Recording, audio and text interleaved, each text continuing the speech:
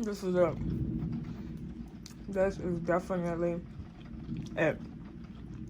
Hitting on a whole nother level.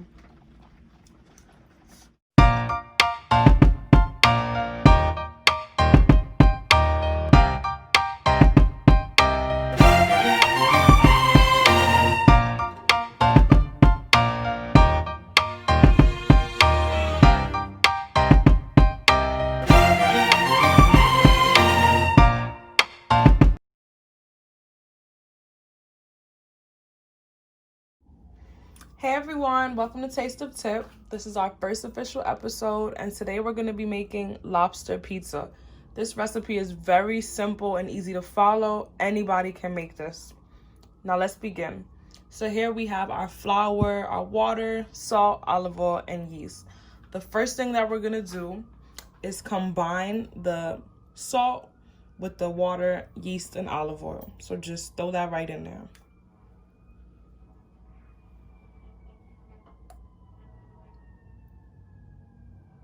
Excuse the little ash I got going on. I think that's flour.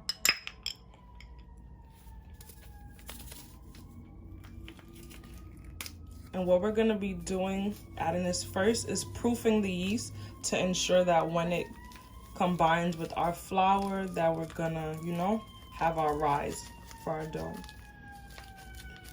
The yeast just has to proof in a warm environment first before adding to its final destination.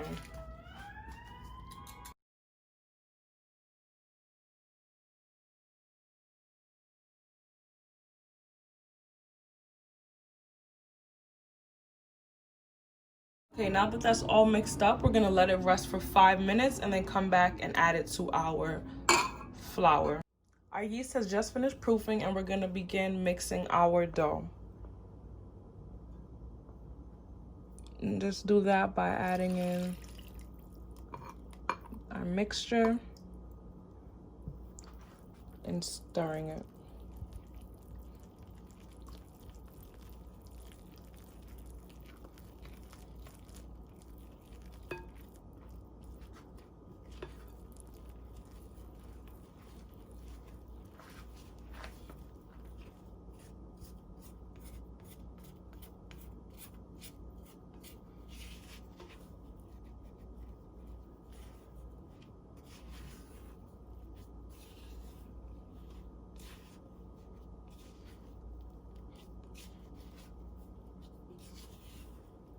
And at this point, you can definitely begin going in with your hands and start mixing.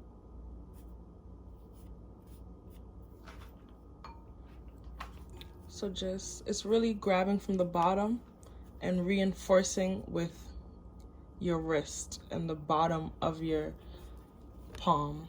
Ooh.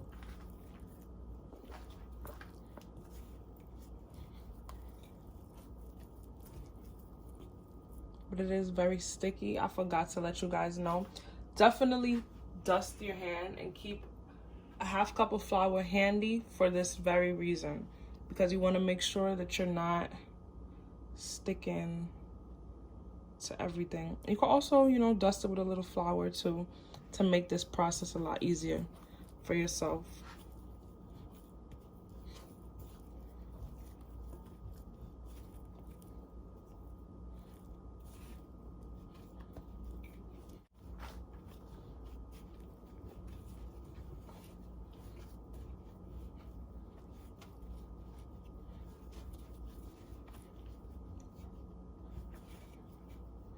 And now at this point, we're able to transfer our dough to a surface.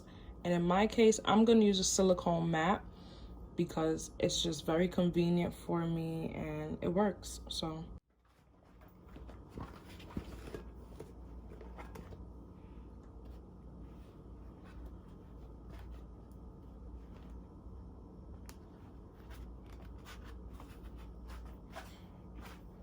and once you get to your silicone mat, you're gonna lightly flour your work surface. This is not light, I'm not gonna lie. I want it a little heavy, but it seems like this dough ball that I'm currently working with is gonna require all of this love. So I'm gonna take it from your bowl, plop it right down in the middle. And before you start, just clear your hands, get all that all that dough right there. And I honestly should have had my ring off, but you know, it happens. People cook with their stuff on all the time, but it can be very unsanitary.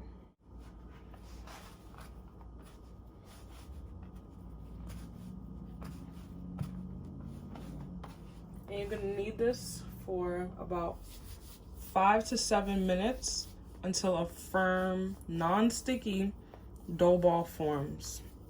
So until that happens, you are not done.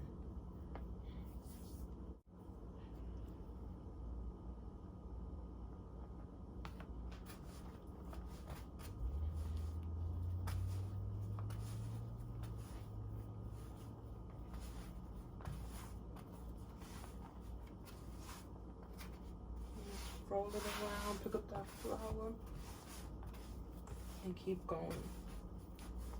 Notice how I fold over, push down my hand, fold over, and then going with that kneading action.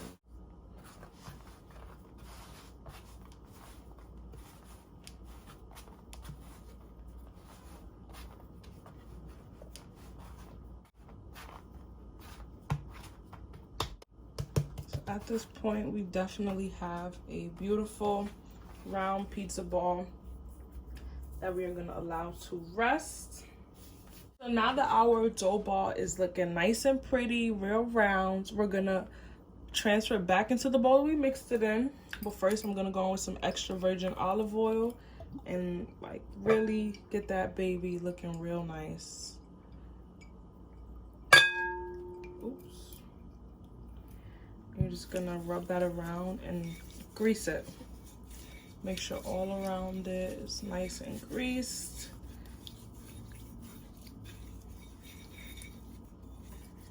From top to bottom.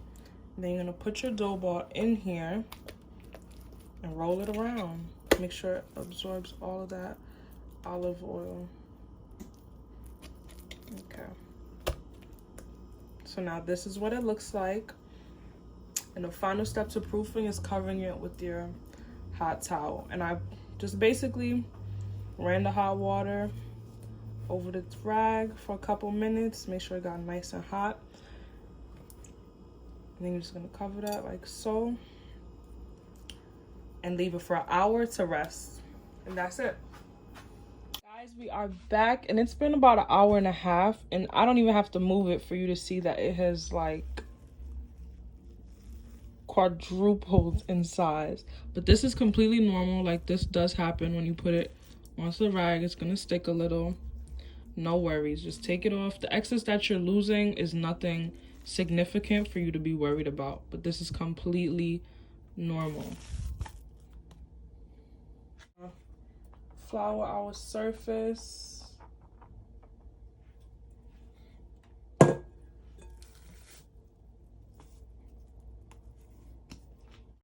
So before we go any further, you're gonna need to butter your rolling pin. I said butter, I mean flour your rolling pin, just so that you don't have nothing sticking. All that extra that's flying around is completely fine.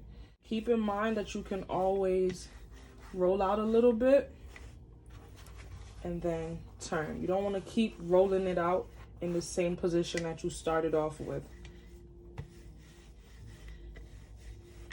And you see how easy it is for me to roll this out to the size that I want?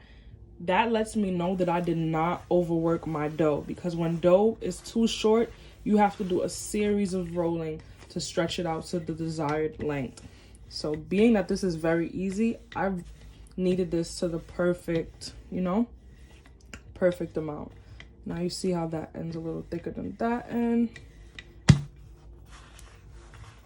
gonna do that. What I am gonna do though is roll it out a little bit longer than the 12-inch because we have to consider the crust. So roll it out a little longer. It doesn't have to be extremely perfect. Like this pizza is not for the, you know, the experts. This is for everybody. So before I go any further with rolling, I just want to make sure that I have enough. This is the pan that we're going to be using. This is not a fancy pan, guys. I paid $1 at Family Dollar for this, and it's literally, it works just as good.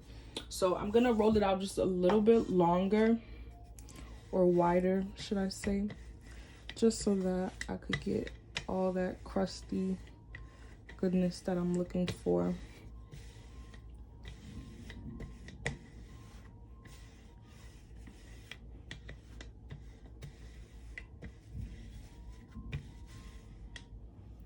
Before we put it on, I hit it with some canola nonstick cooking spray. So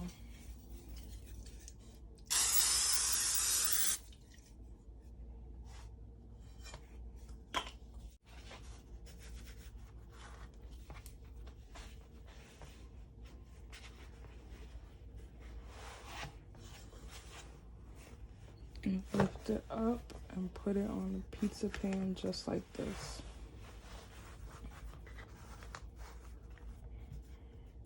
We got a lot of excess in a lot of places, but that's okay, because if you like a thick crust, this is going to be perfect for you. So how I do the crust is I literally fold over and press down. So you see, I'm literally folding over and pressing down. And the amount of crust that I have here is perfect for if I want to stuff it. But I'm not really a cheesy person, but as you guys can see, there's a lot of pocket space for you to put whatever you want inside of that crust. I'm just folding over and pressing down. And that's the beauty of having all that extra outside of the 12-inch. That's what it's going to give you, that flexibility to make a nice crust that's going to hold up our garlic butter that we're going to throw on later.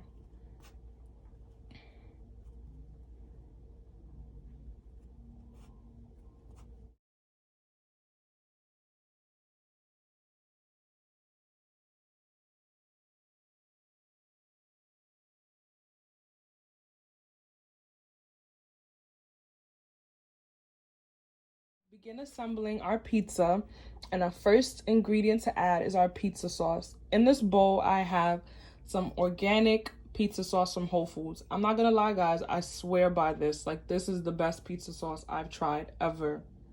Ever. And I like to season everything, so it got some Larry's in there and some Maggi all-purpose. You could really throw whatever you want to throw in there, but that's what works for me, and it tastes really good. So we're gonna begin with that.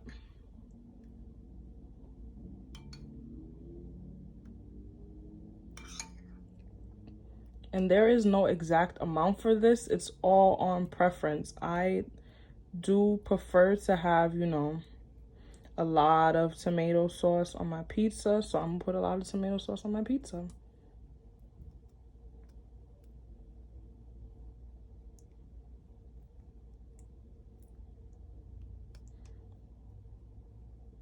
Like, for some people, this will be enough, and this is definitely not enough for me.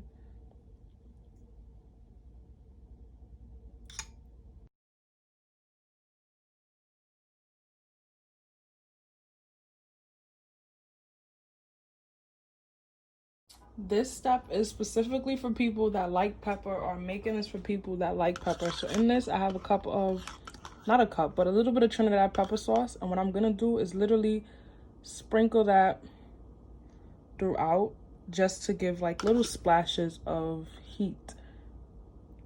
And I really like this step because it's like a surprise, and it doesn't make it, you know, overall spicy, but that one little bite that you're gonna get is gonna have a nice kick to it. So that's pretty much it. I'm not gonna put too much, because remember, it's just really for flavor enhancement. Next up is our cheese, and this is a blend of Monterey Jack, mozzarella, and cheddar. So just sprinkle that on there.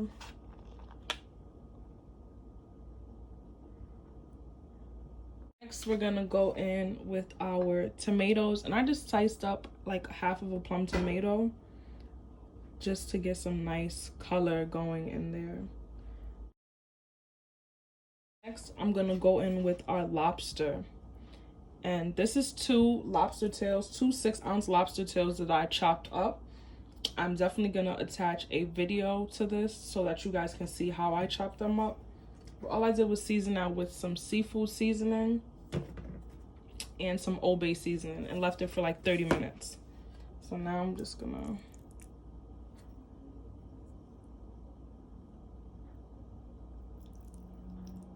make sure you're picking up good pieces and placing them in nice areas.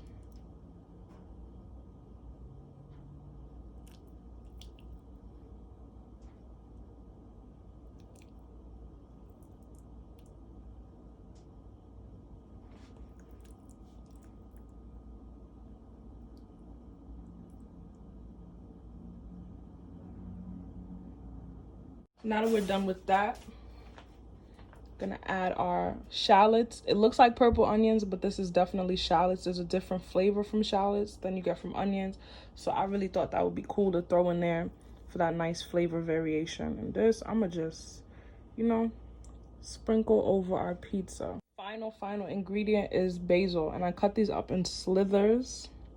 You can chop them up, but I prefer to do slithers because they're easier for me to grab and get off my fingers. So this is our garlic butter.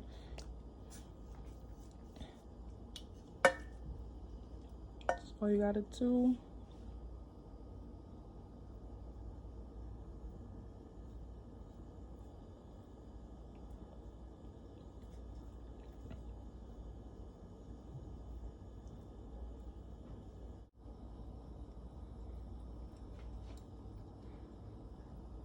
So now we are done assembling our pizza. The oven is set on 400 degrees, and this baby is gonna go in there on the middle rack for 15 minutes.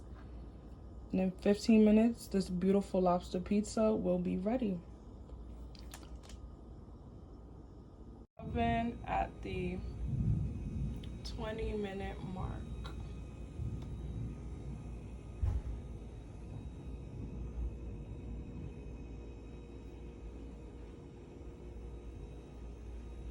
So now I'm about to taste this pizza for you guys and let you know my honest opinion. So good. Let's look at that.